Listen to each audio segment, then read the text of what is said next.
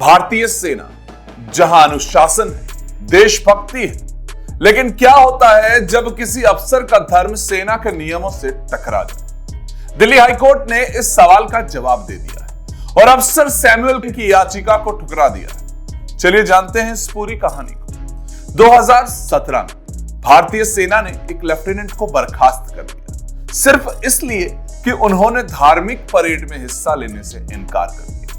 ये अफसर थे सैमुअल, जो ईसाई धर्म के अनुयायी थे। उनका कहना था कि वो अपने धर्म के कारण इस परेड में नहीं जा सकते। एक सेना का व्यक्ति ये कह रहा था। दिल्ली हाईकोर्ट में अपनी याचिका दायर भी अपनी नौकरी वापस लेने के लिए, क्योंकि उनको इसके चलते हटा दिया गया। पेंशन की मांग के लिए उन्होंने 3 मार्च 2021 को सेवा समाप्ति आदेश को हाईकोर्ट में चुनौती दी और सेवा से फिर से रखने की अपील की, यानी कि मुझे वापस से रख लिया जाए, ये अपील उन्होंने की। लेकिन कोर्ट ने क्या फैसला सुनाया?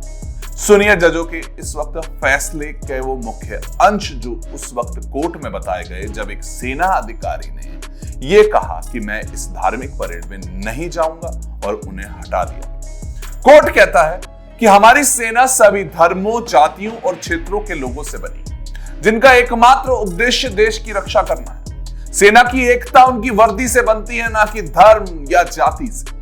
सेना में अनुशासन का स्तर आम नागरिकों से अलग होता है। अपने धर्म को अपने सीनियर अधिकारी के आदेश से ऊपर रख लिया, जो अनुशासनहीनता थी, यानी कि इनडिसिप्लिन था।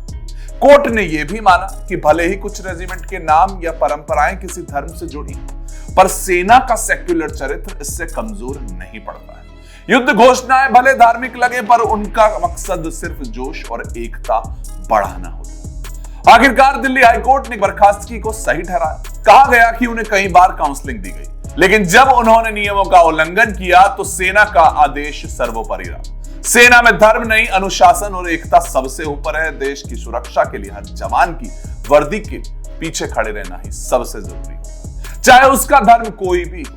यह फैसला साबित करता है कि सेना में नियम कानून से ऊपर कोई नहीं होता और अनुशासन ही सेना की जान है। ठीक है, कितनी देर का